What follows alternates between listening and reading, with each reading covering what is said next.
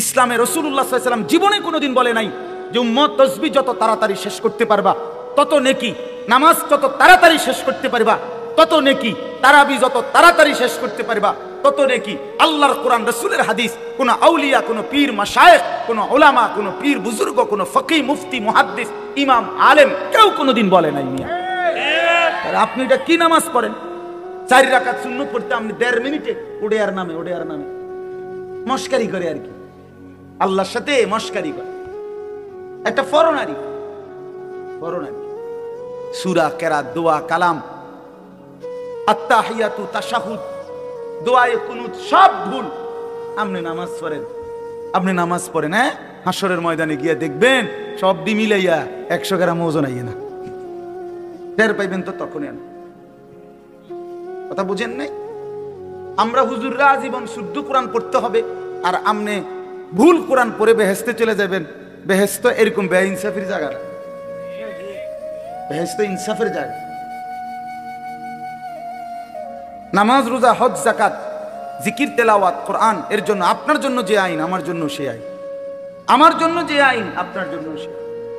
রাসূলুল্লাহ সাল্লাল্লাহু আলাইহি সাল্লামের জন্য কোরআন শরীফ শুদ্ধ করা ফরজ, আর সাহাবীদের জন্য কোরআন শরীফ কোন রকম পড়লেই চলতো, এটাই নিয়ম ছিল তো। তাইলে আপনি সাধারণ মানুষ, আপনি পাবলিক, আপনি ছোটবেলায় পড়েন নাই, আপনি স্কুলে পড়ছেন, আপনি কলেজে পড়ছেন, এই সমস্ত কথা বললেই আপনার কোরআন শরীফ অশুদ্ধ, সূরা কেরাত অশুদ্ধ, তাইলে আপনি মাফ পেয়ে যাবেন, এ কথা আপনারে কে বলল?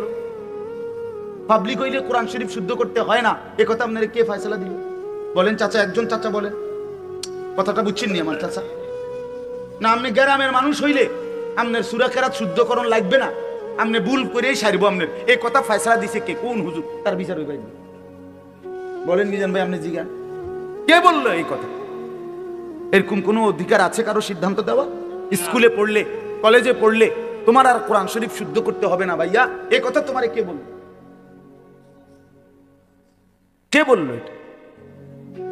রাসূলুল্লাহ সাল্লাল্লাহু আলাইহি ওয়াসাল্লামের সামনে যে সাহাবী দাঁড়াইতেন আবু বকর, আর পিছনে যে সাহাবী, সকলের কোরআন শরীফ সমান শুদ্ধ ছিল, সকলের রুকু সেজদা সমানভাবে বিশুদ্ধ ছিল। মিয়া পিছনের ওয়ালার সেজদা আর সামনের ওয়ালার সেজদা বরাবর ছিল। মস্কারি করে আমরা গ্রামের মানুষ, হুজুর আমরা হইলাম সাদা সিধা মানুষ, কোন রকম কোন রকম কদ্দুর দিন আইনা দিন খাই, আলাপ করে আলাপ। আপনার এই সমস্ত আলাপে হবে না বাপ, বিশ্বাস করেন না, হবে না। কোরআনুল কারীমের মধ্যে আল্লাহ বলছেন, ফামান কানা ইয়ারজু লিকা রাব্বিহি ফালিয়ামাল আমালান সালিহা ওয়ালা ইউশরিক বিইবাদাতি রাব্বিহি আহাদা।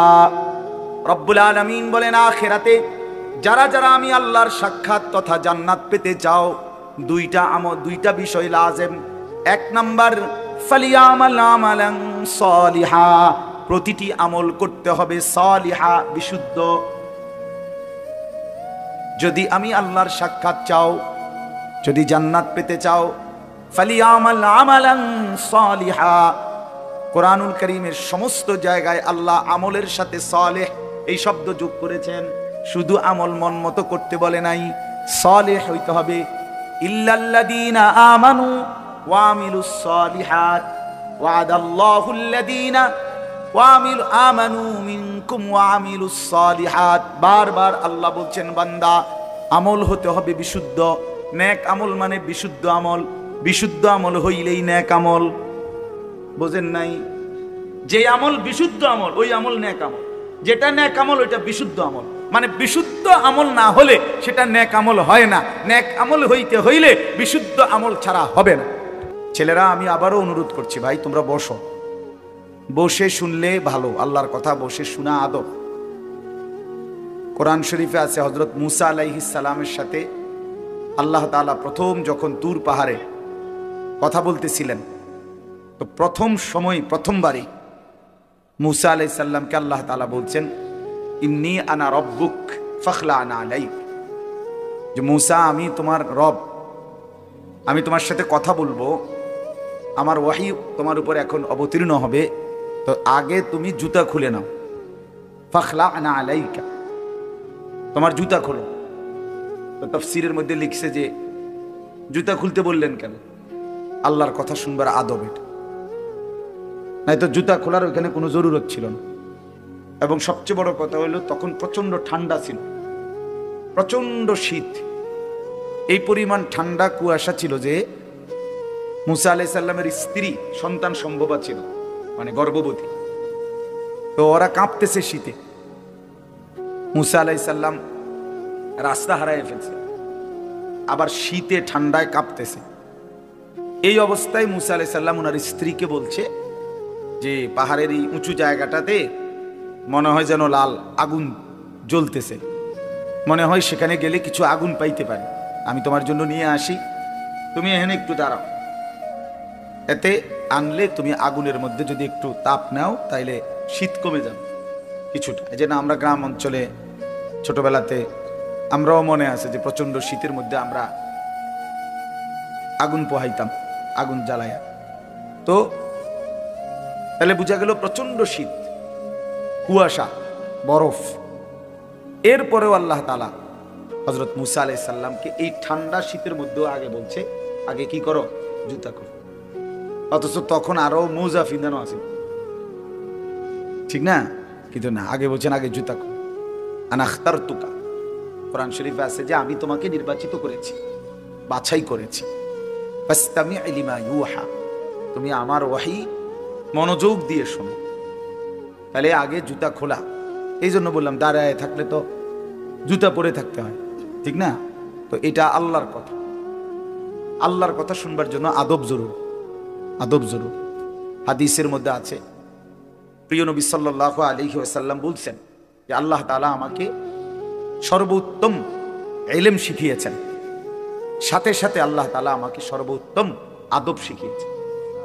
আল্লামানি রব্বি ফাআহসানা তা'লিমি ওয়া আদ্দাবানি রব্বি ফাআহসানা তা'দীবি।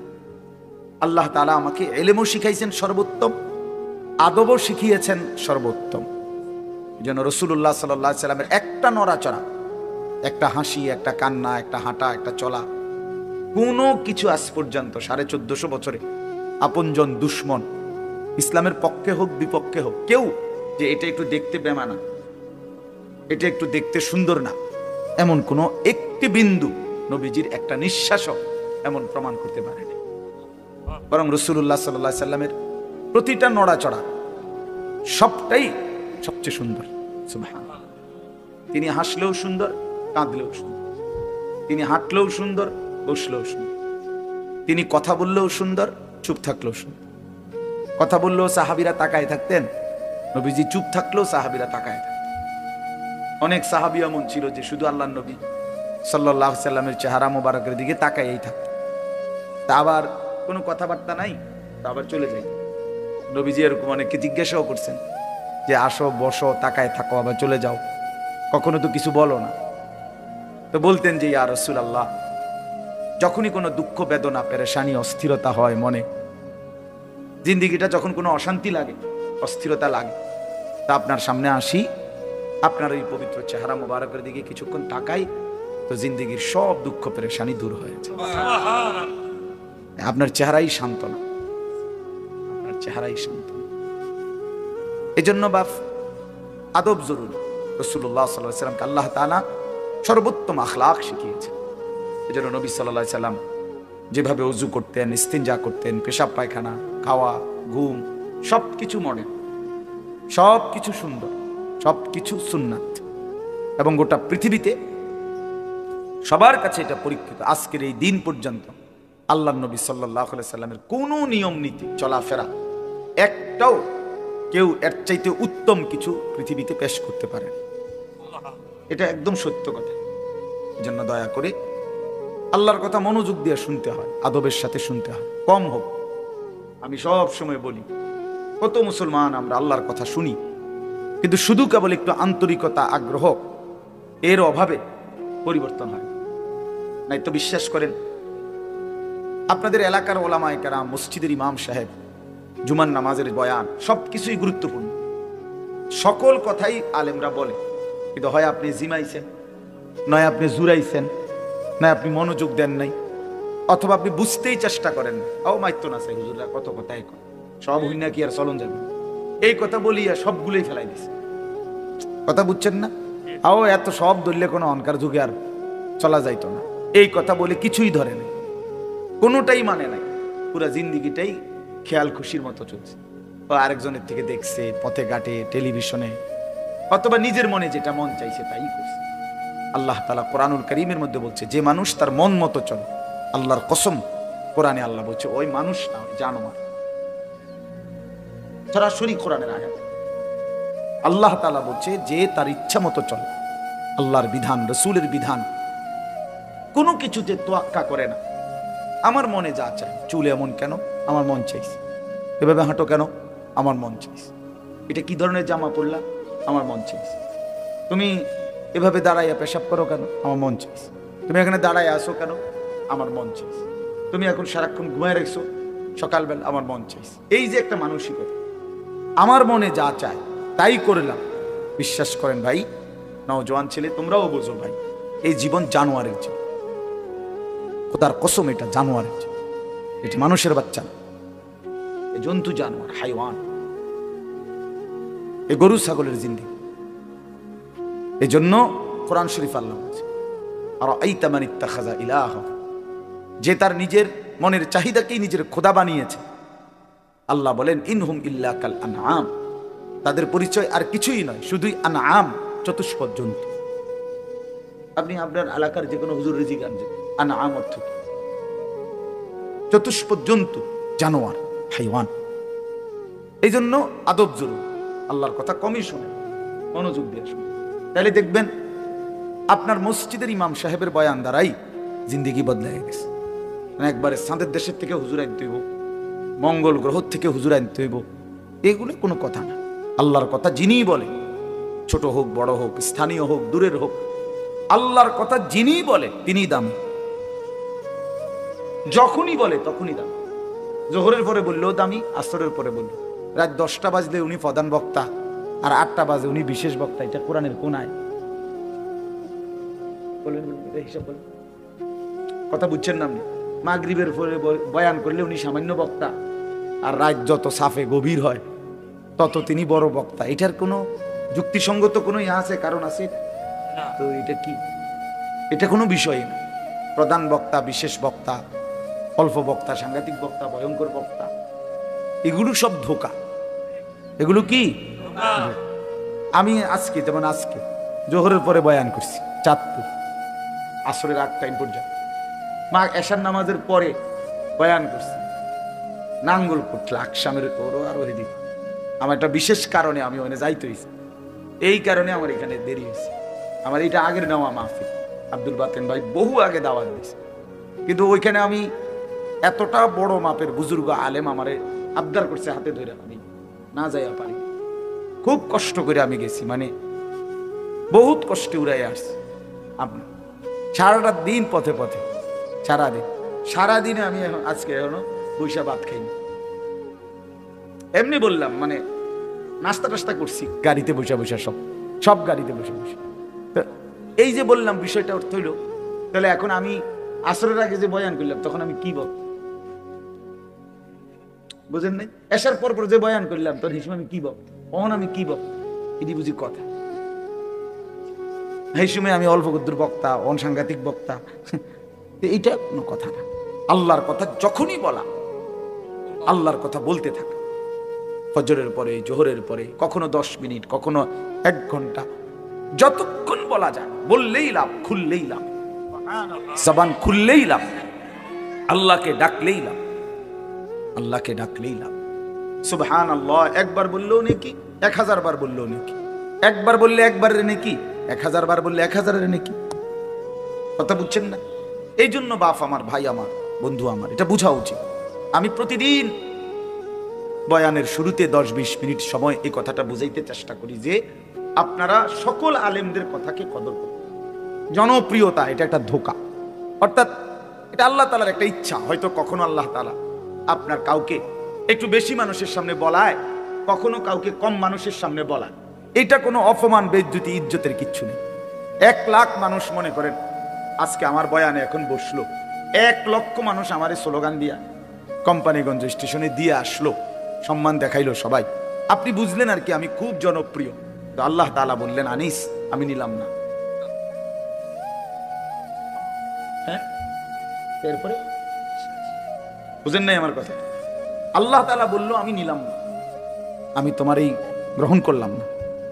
তখন তখন তো কুত্তার সমান মর্যাদাও নেই, তখন তো জন্তু জানোয়ারের সমান মর্যাদা। আল্লাহ যদি কাউকে প্রত্যাখ্যান করে সারা পৃথিবী শিক্ষার লিখি।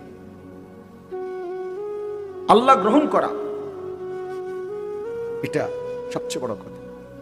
আপনারা জানেন, অবাক হবেন, ছেলেরা ভাই এই মোবাইলগুলো নামায় দাও, নামায় এমনি শোনো ভাই, ভালো হবে, আমার কথাটা শোনো, ভালো হবে ভাই। হাতে ধরা যে মোবাইলগুলো সব নামায় ফেলো, এমনি শোনো, এমনি। যখন আমরা সামনে নাই তখন মোবাইল থেকে শুনি, এখন তো আলহামদুলিল্লাহ আমরা উপস্থিত আছি এখানে, ঠিক না? মেহেরবানি করে আন্তরিকতা নিয়ে চেহারার দিকে তাকাইয়া শুনলে ভালো। এই সারাক্ষণ মোবাইল নিয়ে ব্যস্ত থাকলে এটা এক ধরনের রোগ আসে, বাস্তব। আপনি ডাক্তারকে জিজ্ঞাসা করে দিন, মোবাইলের এই আসক্তি, নেশা, সারাক্ষণ এটা ছাড়া চলতে না পারা, এটা এক ধরনের রোগ, মানসিক। সত্যি কথা বলি, এটা একটা মানসিক। আমি নিজে, আমার একজন আত্মীয়, নামাও না ভাই, নামাও মোবাইল, নামাও। আমার একজন আত্মীয়, তার এই ব্রেনে সমস্যা হয়েছে। আমি তারে কুমিল্লা একটা বড় মানসিক হাসপাতাল, ওখানে ভর্তি করেছিলাম। আমি নিজে দেখতে গেছি যখন তারে, তখন ওখানে একজন ভদ্রলোক, উচ্চ শিক্ষিত, সরকারি উচ্চ পদস্থ কর্মকর্তা, তো উনি ওখানে বসা। আমার দেখে জড়ায় ধরছে, কানছে। তো ওনার স্ত্রী বিবির জন্য দোয়া চাইছে উনি, যে হুজুর আমার ওয়াইফ এই হসপিটালে ভর্তি, সেও আপনার মাস্টার্স করা মেয়ে, মহিলায় মানে বেটার বউ। তাই বললাম, স্যার আপনার স্ত্রী এখানে ভর্তি, বুঝলাম না বিষয় কেন? দিন রাত অত্যধিক মোবাইল চালানোর কারণে এখন তার ব্রেনের সমস্যা, এখন এই জন্য হসপিটালে, মানসিক হাসপাতালে ভর্তি করাইতেছে। একের আল্লাহর কসম, কোরআন সামনে বল। ওই দেখেন ওই অপদার্থ, কি পরিমাণ অপদার্থ, মানে এই জিন্দিগি একটা ফালতু জিন্দিগি। যে হুজুর আমনে না, আরো বলেন আমি বেশরমের কোনো শরম নাই। হ্যাঁ, মানে এইটাই হলো মানুষ। অর্থাৎ কোথায় আমি কিচ্ছুর কোনো হিসাবের দরকার, আমার যেমন চাই তা। এবারে কে বলছে এত কথা আমার দরকার, আমনের মতো হুজুর, আপনি হুজুরের আব্বা কো, আমার মোবাইল আমি টিপব। বহুত বড় অসভ্য মানসিকতা এটা, অসভ্য মানসিকতা। দিন দিন ছেলে পেলে জিন্দিগির কোনো সৌন্দর্য নাই ভাইয়া। একটা সৌন্দর্য থাকতে হয়, নিজের একটা সৌন্দর্য আছে, আত্মমর্যাদা আছে, চলাফেরা, কথাবার্তা, চাল চলনের মধ্যে একটা রুচি থাকে মানুষের। আমার নিজস্ব কোনো স্বকীয়তা নাই, আমার যখন যেরকম মন চায় তখন, এক এক সময় এক এক চুল, এক এক সময় এক এক জামা, এক এক সময় এক এক ড্রেস। এটা তো স্বাভাবিক মানুষ, এ তো প্রতিবন্ধী, মাতাল, পাগল মানুষ, তার সিরা মানুষ। হ্যাঁ, এজন্য বাস আমি অনুরোধ করলাম, আমি শক্তভাবে বলার অর্থ এটাই। অনেক মানুষ এটা মানসিকভাবে ক্ষতি করে, ব্রেনের উপরে চাপ, প্রয়োজনকে প্রয়োজনের মধ্যেই রাখে। বড় মোবাইল বিভিন্ন কাজে, অনেক সময় বিশেষ জরুরত আছে, অফিসিয়াল কাজে, ব্যাংকিং কাজে, অনলাইনের বিভিন্ন কাজ আছে যেটা বড় মোবাইল ছাড়া চলেই না, ঠিক আছে না? প্রবাসী অনেক মানুষ আছে, তাদের অনেক কাজকর্ম এটা দিয়েই সারতে হয়, ঠিক আছে? প্রয়োজন প্রয়োজনের মধ্যেই থাকুক, জরুরত তো জরুরতের মধ্যে, কিন্তু এটা বুঝি 24 ঘন্টা এটা জীবনের অংশ বানায় ফেলা, সারাদিন সারা রাত, এটা পাগলামি ছাড়া, মাতলামি ছাড়া আর কিছু। এটা শেষ পর্যন্ত একদিন, আল্লাহর কসম আমি বললাম ছেলেরা, একদিন তোমার জীবনটা একটা শূন্য মরুভূমি বানায়া তোমারে ছেড়ে দিন। বাস্তবতা এটা ভাই, জোরে বললো না, জোরে স্বাভাবিকভাবেই শোনো। ঠিক বলতে গিয়ে যদি আবার রসিকতা করো তো গুনাহ হবে। একজনে দুষ্টামি করে জোরে বললা ঠিক, আরেকজনে হাসি দিলা, তো মস্কারি করলা। আল্লাহর কথার সামনে কি করতে নাই? টিটকারি করতে নাই। আল্লাহর কথা তুচ্ছ তাচ্ছিল্য করা, ঈমান চলে যাওয়া, বিপদ। আমি এত কিছু বললাম, নিজে খামখেয়ালির কোনো দরকার নেই। এত জোরে এত মজা করে ঠিক বলার কিছু নেই, শুনতে থাকো ভাই, আলাদা আলাদা শোনো। এজন্য আমি বললাম প্রত্যেকটা মানুষ, কোরআনুল কারীমের মধ্যে আছে, আল্লাহ তাআলা বলেন ওয়ালা তাকুনু কাল্লাযীনা নাসুল্লাহ ফাআনসাহুম আনফুসাহুম। আল্লাহ বলে, বান্দা তুমি আমারে এই পরিমাণ ভুলে যেও না, দীর্ঘদিন বেশি আমারে ভুলে গেলে একদিন আমি তোমাকে তোমার থেকে ভুলিয়ে দেব। একদিন তুমি টোটালি ভুলে যাবা তুমি মানুষের বাচ্চা, একদিন তুমি পুরা ভুলে যাবা তুমি মুসলমানের সন্তান। তোমার একটা বাবা আছে, মা আছে, তোমার একজন আল্লাহ আছে, তোমার একজন রসুল আছে, তোমার একটা মৃত্যু আছে, তোমার একটা কবর আছে, তোমার একটা আখিরাত আছে, তোমার একটা পরকাল আছে, তোমার একদিন বিচারের মুখোমুখি হইতে হবে। এই কথাটা যদি টোটাল ভুলে যাও, সেটা অনেক বড় অধপতন, অনেক বড় মুসিবত। যে গন্তব্য জানে না, মঞ্জিল চিনে না, তার জন্য এটা অনেক বড় বিপদ।